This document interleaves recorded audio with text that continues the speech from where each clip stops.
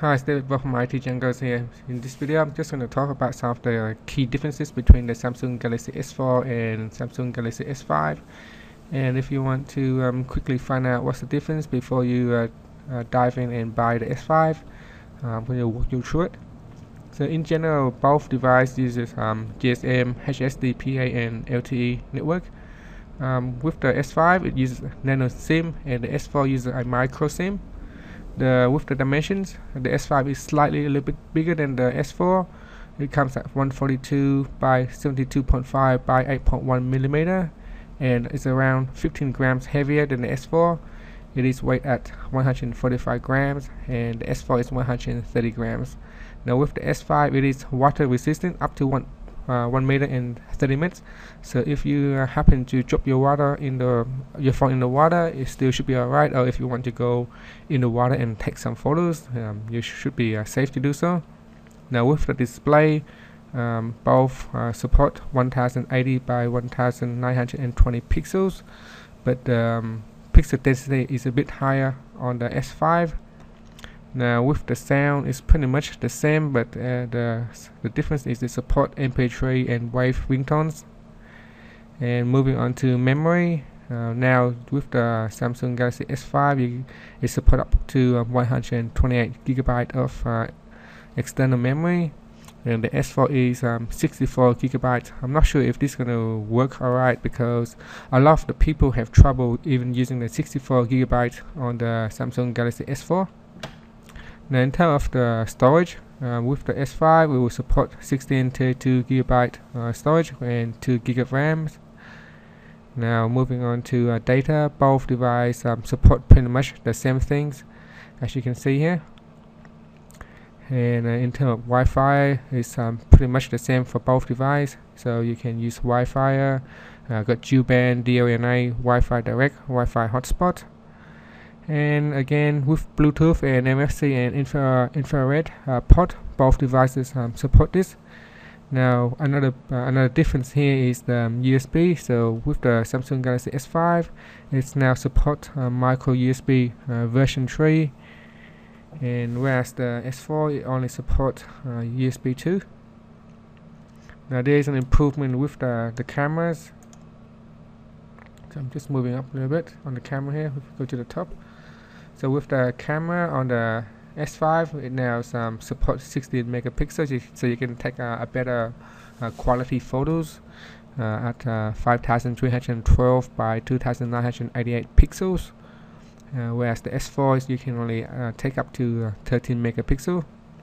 Now even with the video capture, you can now capture at 2060 pixel. With the compared to with the S4 is only 1080. Now with the operating system, it is running on the latest operating system, Android OS version 4.4.2 KitKat, whereas the Samsung Galaxy S4 you can only run on 4.2.2 or you can upgrade to 4.3. Now the CPU chipset on the S5 is a Snapdragon 800 quad-core 2.5 GHz Crate 400, whereas the S4 is Snapdragon 600 quad-core 1.9 GHz. And moving on to the sensor features of the device, now everything is pretty much the same, except with the S4 you now can have a heart rate and fingerprint scan. So very much similar to the new iPhone 5s. So everything else is the same. It has the accelerometer, gyro, proximity, compass, barometer, temperature, humidity, and gesture. Now again, messaging is pretty much the same with the S4. Browser is the same. GPS is the same. Java is pretty much the same. With color, there will be some difference in color. So on the S5 there will be black, white, blue, gold, and the S4 you can get the white forest, mist black, Europe red, and some other colors as well, as you can see here. The wireless charging is the same. You have that features, air gesture, S4 is smart stay, TV out, so you can watch, you can output your phone screen to the TV, active noise cancellation, SNS, MP4, MP3, organizer, image and video editor, document viewer. Because some of the features is very much the same as the S4, so I'm not going to go through it. So you got the voice memo, predictive text input, swipe, very similar to the S4.